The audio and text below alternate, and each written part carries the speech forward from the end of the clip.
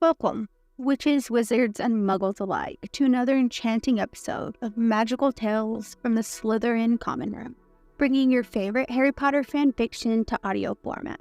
So sit back, relax, and Accio headphones and let the magic begin. Welcome back. Today we are continuing Greenlight by SerenMusafir, Chapter 7. To seek is to tediously pull apart each second, grasping onto loose threads with oiled hands while also simultaneously being sought. How does one reach the light? One step at a time. And I'm learning reward is in the delay and change most found with each hand drawn toward the other. Sophia Aljabar, 1915. There's a noise behind her, and Hermione whirls around, half expecting to see Malfoy standing there. She releases a shuddering breath, her heart in her throat, when she sees that it's Amina. Malfoy would never follow after her, let alone be in her tent. Amina comes further inside and crosses her arms across her chest. She looks at Hermione accusingly. We need to talk about Draco. Malfoy? Damn, Hermione, you've got it all covered in here. Amina circles around where she stands and gapes in awe. Hermione, this is an insane proper tent. You've got to show me how you've managed to string candles along the seams. Hermione shifts back into Amina's view. Why do you need to talk to me about Malfoy? Oh, right. Yes, Draco. Amina sits down on Hermione's bed and looks at her expectantly. Something is going on between you and him. Hermione shrugs indifferently, despite the skipping of her pulse. I don't know what you're talking about. Please, we all saw what happened back there, Amina scoffs. She shakes off her shoes and crawls into bed, pulling her feet inside the blanket. You look as though you were going to pounce him.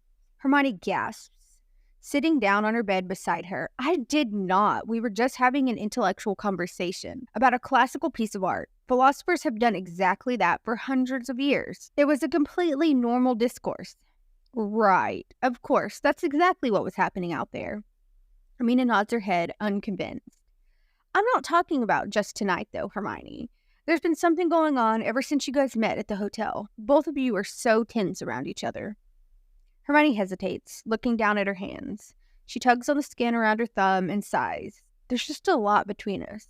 I just know him from before, from when we were kids. It had been a long time since I'd seen him yesterday. Okay, I understand. Amina reaches over to clasp Hermione's hand and squeezes once. Listen. You don't have to give me details, but will you be all right with him? It's a little too late to send him back right now, but I can have a talk with him, and I can make up an excuse at the next town. No, Hermione shakes her head adamantly. God, no, please. I don't want him to leave because of me. Amina eyes her worriedly. Are you sure? You're my priority, Hermione. I asked you to come here, and you were generous enough. Amina, I promise. We'll be all right. I'm sorry things got a little out of hand out there and made things awkward for everyone else. It's just the last time I saw him, it wasn't a good time for any of us. I'm not sure where I stand with him now. Hermione takes a deep breath, clears her throat. What were you looking for back at the market? Hermione tucks her own feet into the blanket, and the weight of it deepens, the exhaustion she feels in her bones from the day. She just wants to lay down beside Amina and go to sleep. Amina refuses to meet Hermione's eyes. She pulls her hair to one side at her shoulder and starts braiding it. I was looking for something. Hermione waits for her to continue, but when it's clear she has no intention of explaining, she speaks up slowly. And what exactly were you looking for, Amina? A stone. It's the way she says it that makes her pause. It wouldn't be the first time that they've collaborated together that Hermione stumbled on Amina conducting some actionable things. Not that she would ever judge Amina or say anything about it. Hermione has committed some questionable things herself when it was required of her. But she isn't a child anymore, and while she doesn't really care for the expectations that come with her name, she feels uncomfortably bound to trying to keep the image of her in society. Everything about Hermione is speculated and pulled apart under a fine glass, and her every action and movement spreads like bean fire as it is. What did you do, Amina? Hermione asks warily. Listen, I have on good authority that Sophia purchased a particular stone from Egypt when she returned from her expedition. Amina pauses, and Hermione waits patiently. A stone that may or may not is authorized to leave Egypt without proper logistics and paperwork. You bought an illegal stone from Egypt? Amina winces guiltily. It's not exactly illegal. in this part of the world. It's just illegal to use it without proper licensing and registering it with the International Ministry for trips such as this one. Amina, Hermione exclaims in disbelief. The trip has just started, and Hermione can already imagine 100 variations of how this can turn out on the front page of the Prophet. How did you even manage to get it? She grins. I cashed in a favor I was owed. Is there anyone on the face of this earth who doesn't owe you? Draco Malfoy, Amina replies without hesitation. I owe him more than he will allow me to. Hermione looks at Amina curiously. She's intrigued by this dynamic of theirs and the ease at which they talk to each other. Maybe she's slightly envious of how Amina is able to move around him so effortlessly, without thinking of the consequences of every word or act around him. How do you know Malfoy? Amina leans back on an elbow and shoots Hermione a knowing smirk. I met him. I think it was about 2 years ago. I was working on a restoration project in Greece for an artifact we found, and the ministry refused to fund it once our private funds ran out. I was given a list of some potential benefactors, and his name was on there, so I reached out to him, and he accepted. And since then, we've established a professional and respectable relationship where he's been willing to help out on whichever projects I present to him. That's simple, huh? Hermione deadpans. Amina barks a laugh. Ha! Draco and simple? Yeah, I'd have better luck with this cave than ever having a simple anything with Draco. She shakes her head. I had to reach out to him for months. His pesky little assistant, what's her name, Patricia Parkinson? Pansy Parkinson, Hermione answers reflexively. A strange feeling passes over her at the detached familiarity of the name, like stumbling across someone in a restaurant you only passed in the school hallway. Exactly. That woman, I tell you, she refused to let me into contact with Draco. Apparently, I had to be vetted, which just meant they put me on the back burner while I completed cycles of paperwork for weeks. Later, I found out that she doesn't even work for him. She's just adamant on making the lives of everyone who even thinks of contacting Draco Malfoy a living hell. That sounded like Pansy. But you didn't give up. Of course not, Amina smirked. The project was on hold for weeks, and I needed the money so that we could continue. Eventually, I was deemed worthy enough for a 20-minute meeting. At the end of the day, the whole vetting debacle with Miss Parkinson was pointless. The moment he realized we'd never met before and he had no clue who I was, he didn't even ask any further questions. Just asked for the sum and the anonymity until after the project was done. Amina clenched Hermione's hand once more. Hermione, maybe you should ask him about funding your organization. I know you mentioned that the donation funds were running out, so maybe Draco could help. Hermione started a nonprofit organization a year ago, focused on providing psychiatric healing for Muggle-born victims and families after the war. She personally knew firsthand the trauma that came with the war, and she hoped to provide some sort of assistance for the victims to overcome the hurdle of being targeted to such extremes simply for their identity. When she first started, she expected a large influx of donations for the project, but much to her dismay, she struggled to receive assistance from the ministry and donations to have the organization up and going. She groveled hard, determined to not use her name to get donations, and reached out to business owners and prominent politicians. But the results were meek, and Hermione thought she'd end up shutting it down completely without the funds to pay for the healers.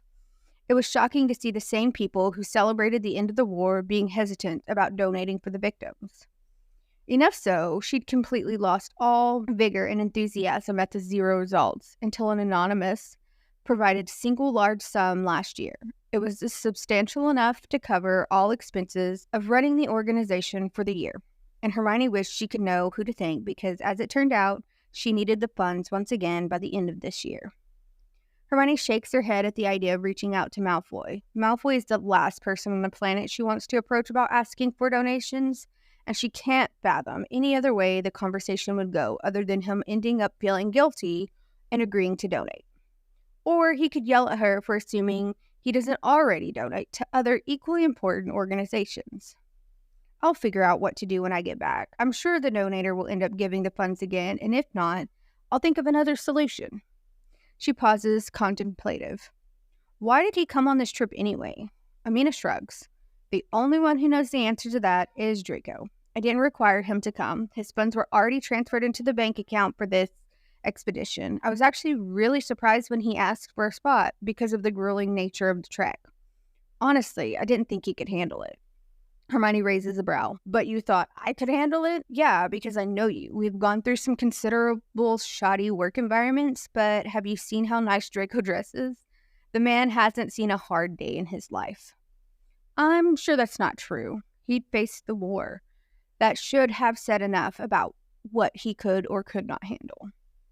I guess we'll see, won't we? Amina sighs wistfully. If anything, he does paint a pretty picture to look at. I mean, those arms. He looks like he gives really good, life-altering hugs. Once you get past the initial brooding phase, of course. If only he was a decade or two older than me and a woman. Amina pauses and purses her lips, studying Hermione closely. Has he always been this good-looking? Hermione tries and fails nonchalance. Honestly, I couldn't tell you. I haven't noticed. He's always looked like this. Which one is it? Has he always been this good-looking, or you haven't noticed that he's been this good-looking? I don't know. I mean, Hermione sputters, a flush creeping up her neck. He's always had girls around him at school, so I guess yes? Amina laughs, and Hermione throws a pillow at her. How exactly does the benefactor feel about this stone? Oh, he has no idea, Amina says quickly, sitting up straighter. And he cannot. No, Hermione. His name is on this entire expedition, and he's asked to keep everything very, very legal and proper. It's not illegal to use it as long as it's within the boundaries of this region. But I haven't registered for it. I'm going to return it once we're done. Hermione's uncomfortable knowing that it's happening without Malfoy's knowledge. If he really is stringent on wanting the expedition to be as legal as possible, she has a few ideas why that might be. But at the same time, she also isn't going to be the one to bring up the stone and face the wrath and fury of the mighty blonde. Then why did you take him with you? It's Malfoy. He's naturally suspicious of everyone. He'll figure it out eventually. Maybe, but until we're really deep into this thing, I know it's too late for anyone to turn back. I'm hoping he won't catch on. Honestly, I didn't even want him to come with me. He asked, and I didn't have a good enough excuse to say no. But then you asked to come too, and it made sense. I just needed a distraction around him to keep him preoccupied. Hermione rolls her eyes. Let me get this straight. In a magical market filled with thousands of different antiques and trinkets and hundreds of people from around the world, you thought that I was a good enough distraction for someone like Malfoy. A natural one, in fact. She nudges Hermione's leg with her foot. He can't seem to take his eyes off of you. Hermione feels her cheeks warm, and she has to scratch her leg to distract herself from her face. She thinks back to the heat from his breath mixing with the heat of the afternoon when he enclosed her. If you ask nicely, Granger, anything. She knows the real reason why he's always glaring at her. Her mere presence ignites a fight or flight response in him, as does for her. But the fact that he's so conspicuous to others makes it all the worse, because it's not like they know their history or his natural tendency to glare at anyone without reason. They're attracting too much attention. The last thing she wants is questions about something she doesn't even understand. What does the stone do? Amina gives her a look that promises that there will be many discussions about Malfoy and his unsettled staring habits, and digs into her pocket before tossing an object at Hermione. You tell me. Hermione catches it, looks down at the object. It takes a second to place the stone. She looks back at Amina. It's an agri stone. I'm never going to get used to how you do that. Why do you have this? She turns the gray stone in her hand. The agri stone, or also known as the adder stone, was the size of her palm, with a single hole in the middle. Except for a few jagged edges, the stone is velvety smooth.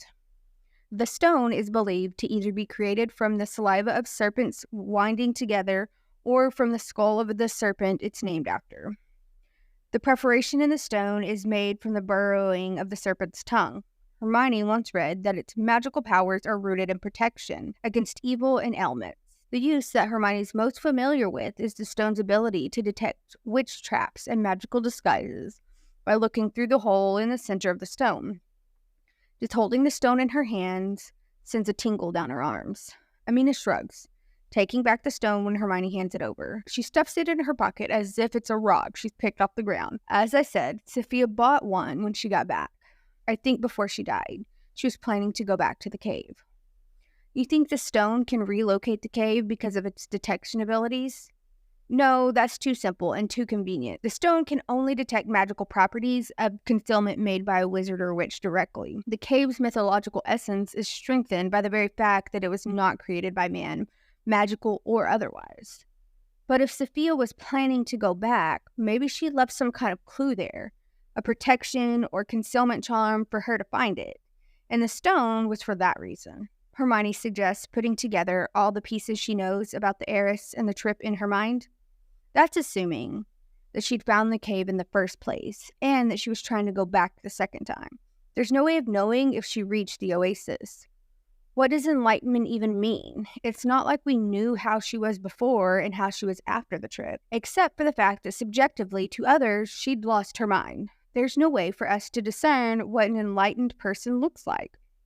Hermione bites her lips contemplatively. Sophia Aljabar had kept just 2 diaries throughout her life, one on the expedition and the other on her life. Despite being a prominent witch in the Russian society of that time and her husband's prolific affairs, she kept mostly to herself, resulting in scarce and limited amount of information on her. From whatever sources she had managed, including letters between Sophia and her younger sister in Egypt she'd written after the trip, Hermione knew that the original crew had been cut down significantly after the accident in the desert, and that Sophia had been severely ill and distressed upon her return to Russia. It was difficult to know whether it was because of the grueling trek, considering the accommodations were not as advanced as now, or if her state, as a result of the early symptoms of the illness that forced her to be bed-rested before ultimately dying in her estate fire. Hermione couldn't put together why then, if she was as sick as she was determined to return to the cave, and if she had found the cave the first time, was being sick a sign of enlightenment? There were too many unanswered questions and missing connections, and a restless ache spread over Hermione. That night, as she falls asleep, Hermione reminds herself to go over her notes, Sophia's letters, and the diary once again. She's missing something important, and she needs to figure out what it is if they were to find the Kahif al-Noor, if it's even real. They wake up at dawn to leave. Breakfast is eaten, and tents are packed up. Amina waves towards the jeep she'll be riding in for the day and hands over a plastic bag filled with oranges and other fruits for the trip. Hermione pulls the strap of her bag tighter on her shoulders and turns around to make her way towards the car. She stops abruptly when she sees Malfoy standing beside it. He's wearing all black again. His hair, wet from a shower, is slicked back away from his face.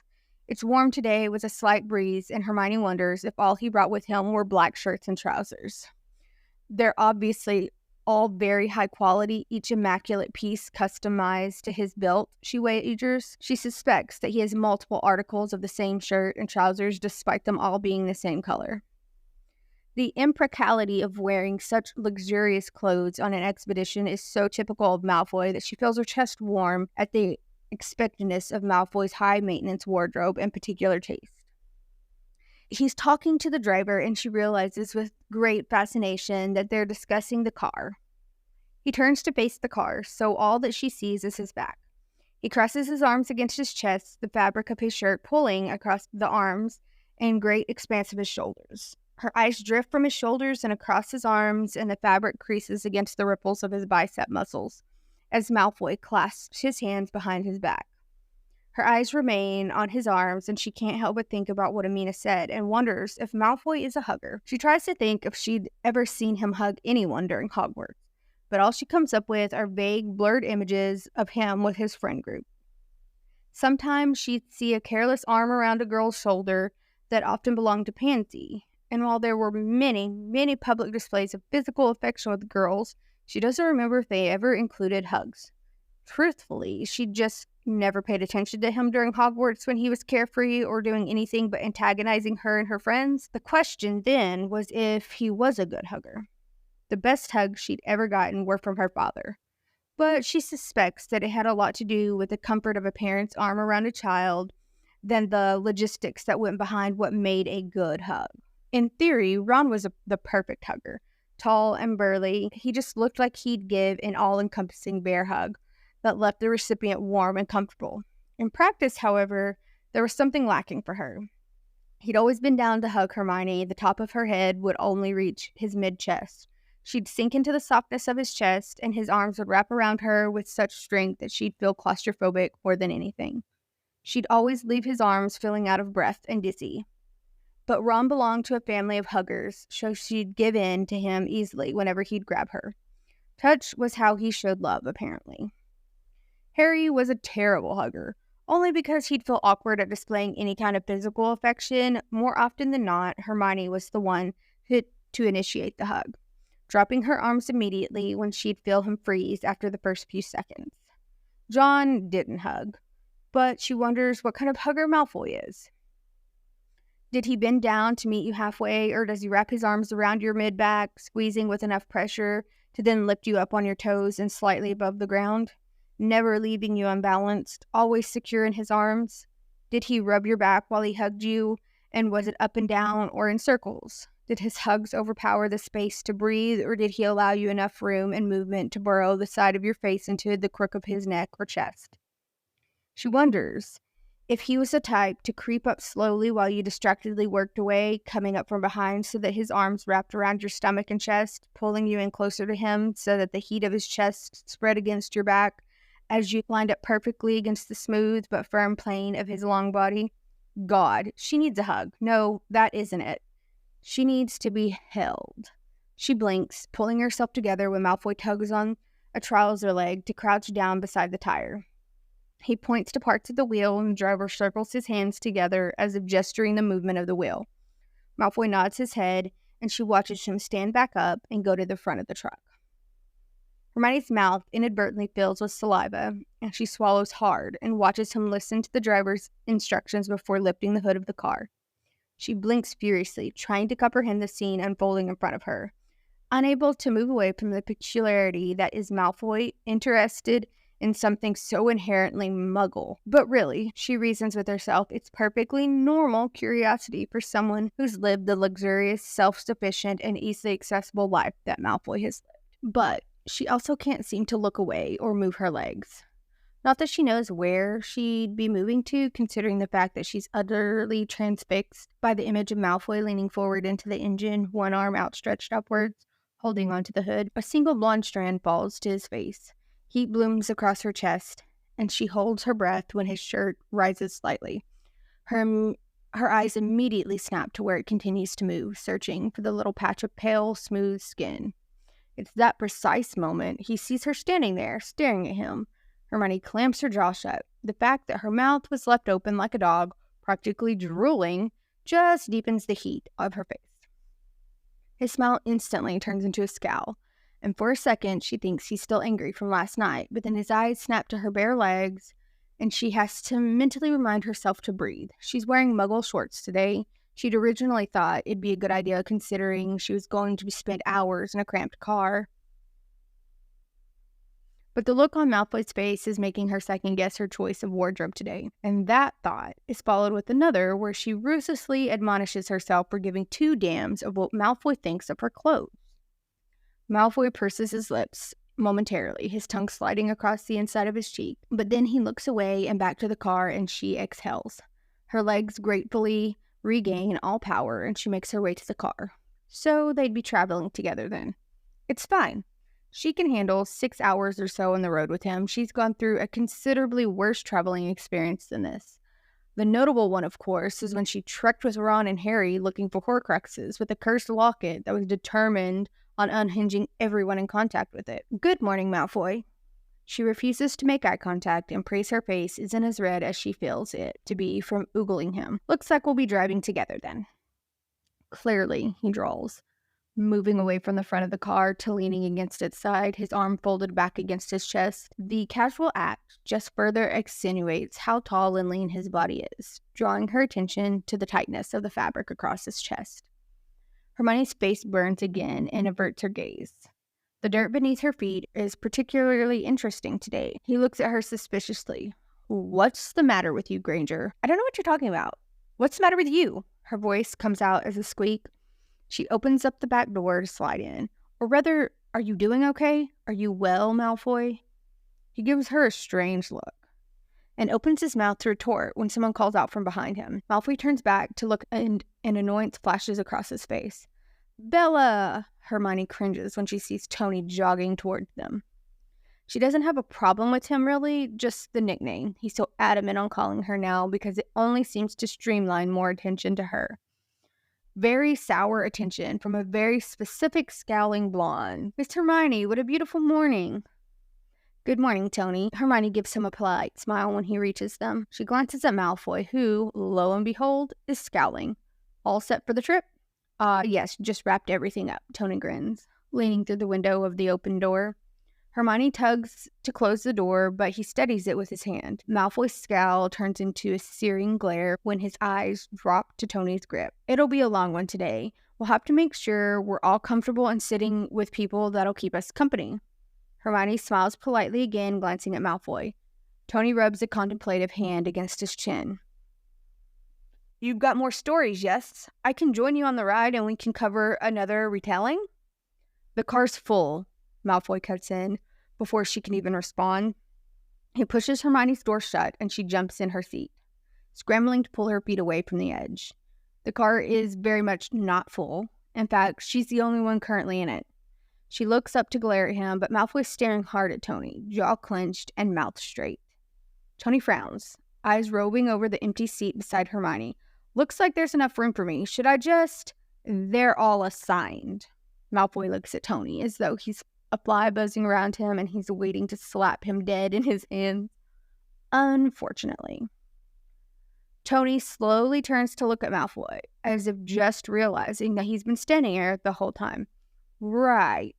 Not a problem, Mr. Malfoy. Is it okay if I switch with you? Can't. Malfoy immediately replies. He opens the door to his front passenger seat and gets in. It's my legs, he explains through the open door. He looks unconvincingly apologetic as he shrugs his shoulder. They're too long for any of the other cars. This is the only one I can sit in. Hermione rolls her eyes. That's a pathetic explanation when he slams his door shut, ending the conversation about seat changes indefinitely. He has long legs, yes, but he was also sitting in a completely different car yesterday for many hours and didn't have a problem then. The seating plans aren't even set in stone. They're just a way for Amina to organize everyone based on who she needs to talk to with regarding trip logistics during the ride. Despite how seemingly determined he is to make sure Tony doesn't sit in the same car as them, there's also no need for Malfoy to stay. Annoyed by Malfoy's strange behavior, Hermione shoots an apologetic look at Tony through her opened window. The rest of the crew starts getting into the car, engine starting. Sorry, Tony, maybe on the next ride. Tony drags his eyes away from Malfoy and returns the smile eagerly. Yes, of course. I'll keep you on your promise, Miss Hermione. He winks at her and makes his way to Amina. Hermione turns in her seat, biting her lip contemplatively and drilling holes into the back of Malfoy's seat. Malfoy's head touches the ceiling of the car, and he's close enough that she can just reach out and touch his head, run her fingers through the strands to see if they're as soft and silky as they look to be. Yes, she could do that, if somehow she got hit with a bludger and lost her common sense and survival instinct. She watches the seat creak under Malfoy's weight. He adjusts his legs and knows it's going to be the longest car ride of her life. The cars make their way through the dirt and onto a paved path.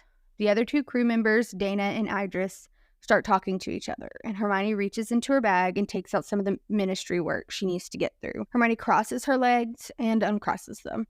She cranks the window shut when her hair starts getting in her face, but then stops halfway and reopens it. The knob makes an annoying, whirring sound with every turn. She faces forward, eyes fixated on the brown fabric of the seat in front of her. Hermione sits in her seat, unmoving. She's just so aware of him. The car is cramped enough with every seat full, and he's just everywhere. She feels his presence as though he's physically pushing into her, and she can't focus. His sandalwood and vanilla undertones fill the car despite everyone's windows open. If anything, she can smell him more because of the wind. He's hardly moving now, the seat awkwardly still, and it makes her feel itchy and restless. Hermione crosses her legs again, twisting so that she's facing the window. She whispers an apology when her elbow pokes Dana, and she sheepishly tucks her feet in the space between the back of the Malfoy seat and the inside of the car wall. Malfoy's arm is at his side, and the crook of her ankle is close enough to his hand that he can reach back and grab it. She stares at his hand, waiting for him to do so. His hand simply twitches once, and she looks away.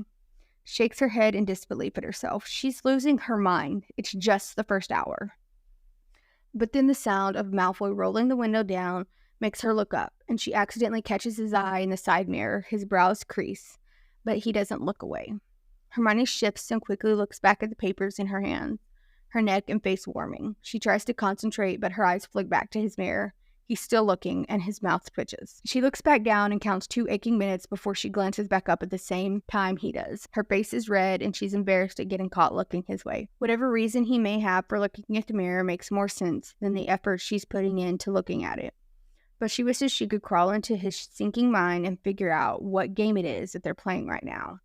If it is even a game, or if Malfoy is just being his infuriating self. She leans her head back against the seat and narrows her eyes, challenging him.